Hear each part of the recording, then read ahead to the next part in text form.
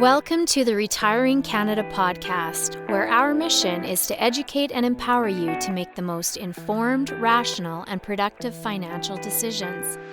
Hosted by certified financial planner, author, and chartered investment manager Michael Isbister, you'll go behind the scenes to uncover the tips and strategies to help you invest smarter, optimize your retirement income, and reduce the amount of tax you pay. Michael is an investment advisor with Fundamental Wealth, a trade name of Harbourfront Wealth Management, an IROC dealer. And now, here's your host, Michael Isbister. Hello everyone, and welcome again to the Retiring Canada podcast. In today's episode, I'm going to discuss the 6 crucial steps a widow or widower needs to consider after losing their spouse. Specifically, I'm going to chat about the importance of taking things slow and making a plan, understanding the impact to your government benefits, time-sensitive tax planning considerations, the importance of an estate and beneficiary review, making a plan for your minor or adult children, and lastly, a few action items for you to consider. Let's get into it. One of the most devastating things someone could ever go through is the loss of a spouse. Whether it was a sudden loss or one that slowly manifested over time, nothing can truly prepare you to say goodbye. If this is you or someone you know, I'm sorry. I cannot imagine the feeling, and no words could take away that sorrow. I can only hope that you can find peace in God, with your family, friends, and with the memories you encapsulate and stories you share, videos you watch, pictures you admire, and experiences you hold dear. Nothing can replace your loved one, but keeping their memory alive is an amazing tribute that lasts well after their passing. If you don't have anyone to talk to, please reach out for help. Wellness Together Canada is a great resource if you're going through the loss of a spouse. You can call 1-866-585-0445, text wellness to 741-741, or visit wellnesstogether.ca to learn more about the programs that they have available. Whatever you're going through, remember that you are not alone. Once you've given yourself time to get grounded, cope with your new reality, and deal with the most pressing issues, when you are ready, it will be important to review your finances. I suggest you speak with a certified financial planner right away because they frequently are able to support you during this trying period. In most relationships, one of the spouses often bears a lot of responsibility when it comes to understanding the household's finances.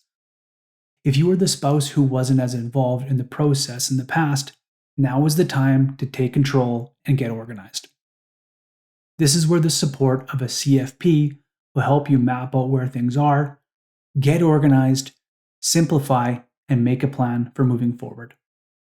I'm going to spend the next few minutes going through a number of key considerations we cover off with our clients who find themselves widowed. I don't want to muddy the waters here.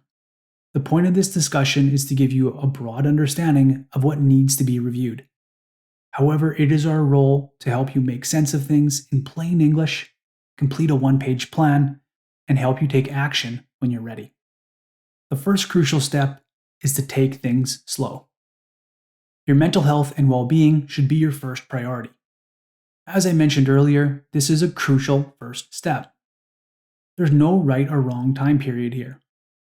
Everyone deals with grief differently, so take your time and do what feels right to you. Making large financial decisions during this time needs to be well thought out and not done hastily. If you do have to make an investment decision in the short term while you may still be in a state of shock, be sure to consider a liquid investment like a money market fund, high interest savings, or just leaving it in cash. Once you've had a chance to recover emotionally, you can then make a plan and consider all of the options available to you. The key here is to not lock into any sort of investment decision until you have had time to get organized and plan for the future. Next, once you're ready, it's time to get organized, simplify, and create that plan. When we create these plans for a widow or widower, we follow a two-step process. First, we get organized and simplify by creating an asset map. This is a visual representation of everything you and your deceased spouse have accumulated over the years. RRSPs, insurance, pension plans, CPP amounts, TFSAs, your home, and more. We find this visual tool very impactful when it comes to getting organized. I cannot stress how important this is for any surviving spouse, but especially for those of you who have not been the lead when it comes to your household finances. This being a podcast, it's hard to describe, so I left a link in the description to illustrate what getting organized looks like. The second step of our process is creating an easy-to-understand one-page plan with clear action items and accountability follow-up. This document brings all of the planning considerations that are discussed in this episode. If you want to learn more about the one-page plan, I encourage you to check out the episode I released on June 13, 2023 to learn more. The third crucial aspect is understanding the impact on your government benefits, specifically the Canadian Pension Plan Survivor Benefit, Orphan Benefit, and the Allowance for Survivors. If your deceased spouse or common law partner made sufficient contributions to the CPP plan, then you will receive a survivor benefit based on the amount contributed, your age at your spouse's death, and whether or not you receive CPP or CPP disability. To avoid losing some of this benefit, you should consider applying as soon as possible, as after the time of death, retroactive payments can only be made up to 11 months. Calculating the survivor pension is quite complicated, and the matter only gets trickier when you start factoring in your own pension income. There is a cap to what you can receive in survivor benefit and your own retirement benefit. So please get in touch and speak with a certified financial planner. Another benefit consideration is the allowance for survivor, which is payable to the surviving spouse assuming you are between the ages of 60 and 64, you live in Canada, you have not remarried or become common law, and your income is below a certain threshold. You must apply for this benefit. The Canadian government will not sign you up automatically. If you or someone you know is between the ages of 60 and 64, it will be worth reviewing the tax return with a professional to see if there is a benefit available. If you do qualify and have missed out on the benefit, you may be eligible for up to 11 months of retroactive benefits. The last one that I'll mention here, as far as government benefits go, is the orphan benefit for children under the age of 18 or under the age of 25 and are full-time students in a recognized school or university. This dependent benefit is payable through the deceased spouse participating in CPP contributions. Please visit canada.ca and navigate to public pensions to learn more. The fourth crucial step is to analyze the tax ramifications after your spouse's passing. In most cases, if the deceased spouse's estate was left primarily to you, the tax consequences are likely deferred until the time of your death. So being named as a direct beneficiary on an RRSP, for example, means the tax can be deferred until you withdraw the money. Things like the family home or cabin also qualify for this spousal rollover provision, where again, there is no tax at the first spouse's passing. With that, you may want to consider consulting a professional, as there are a couple of things you want to look out for. The first is if your spouse had a large, unused capital loss. You may want to consider electing out of some of the asset rollover, or even including some RRSP income in an extent necessary to use up any of the remaining capital losses. By including this tax planning on the final return of the deceased spouse, there will be less tax to pay in the future. The second consideration is if your late spouse had unused RRSP room. The estate could consider making a spousal RRSP contribution to offset the tax on the final return. The representative of the estate only has 60 days at the end of the calendar year to make this election. So if passing takes place at the end of the year, there really isn't that much time to make a decision. Please consult with a tax expert or qualified CFP to see if these options are possible. The fifth crucial step is to complete an estate planning review. This process should include 3 key areas. First is to review your will. Chances are your deceased spouse was your personal representative. If this is the case, it should be changed. Be sure to take your time and choose someone who is capable of fitting this role, as they will be required to make very important decisions on your behalf after you are deceased and determine how your estate will be distributed. Generally speaking, you should choose someone who is trustworthy, organized, discreet, can handle complex scenarios, and has sufficient time to help settle your estate. Second is to review and update your power of attorney. Again, here, there's a strong chance your spouse was named in this role. Choose carefully for this role, as you would for the personal representative of your will. In the case of an enduring power of attorney, this person will be required to make financial decisions on your behalf if you're incapable of doing so yourself. The third key step of an estate planning review is to check out your beneficiary designations on your registered accounts. So things like RRSPs, TFSAs, LIRAs, pension plans, and insurance policies.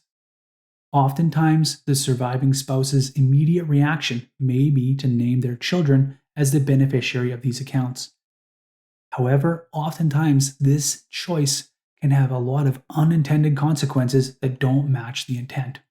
In most cases, naming children as direct beneficiaries is not recommended, particularly if the children are minors. This is because the inheritance would be managed by a public trustee until they reach the age of majority, at which time they would receive the entire lump sum. Now, I don't know about your kids, but I can tell you that if 18-year-old Michael had received a large lump sum with minimum guidance, it would not be good. Furthermore, we all know that there are adults out there that shouldn't necessarily receive a large lump sum up front. So with all of this in general, you would be better suited to name your estate as the beneficiary and then delegate how and when the tax-paid estate would be distributed to your beneficiaries. I know there are some of you out there who may be asking, well, hey, what about probate fees to my estate?